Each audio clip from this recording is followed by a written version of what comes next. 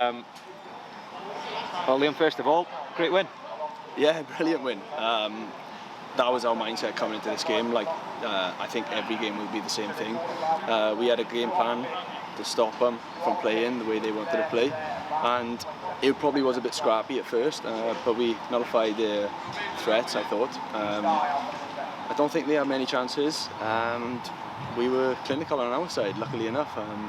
So yeah, happy with that. Dave just said that he brought you back to the club for your defensive qualities, but you took your goal well today.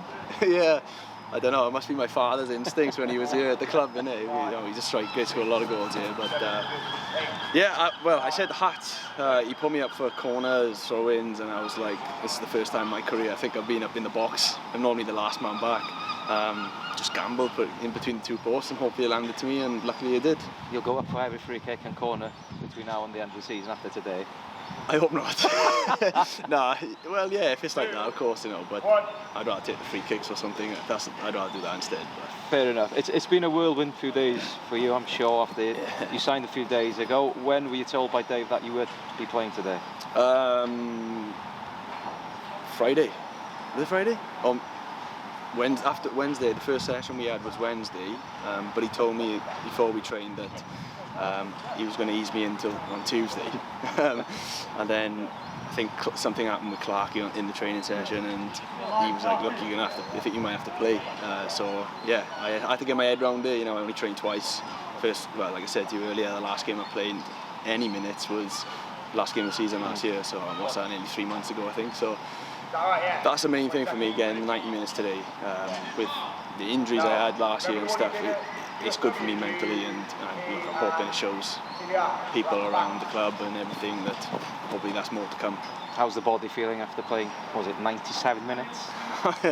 Don't ask me. To be fair, calves were twitching a bit, thinking cramp was coming on, and then at the end of the game, hamstrings were going a bit, and then I'm right at the moment. I think on the way home the bus, you're sitting in that short position and then you've got to stretch out. I think I'll be catching a couple of hamstrings there. Yeah, a nice spell or two over the next few days. Back, your second spell with the club, as in, how pleased are you to be back with Newport County? Oh, I'm buzzing. You know what, we've been speaking pretty much all the off-season. Being a bit frustrating sometimes, but we finally got a deal done. Like I said, I got to prove my fitness, and that's why I'm here really. Prove my fitness.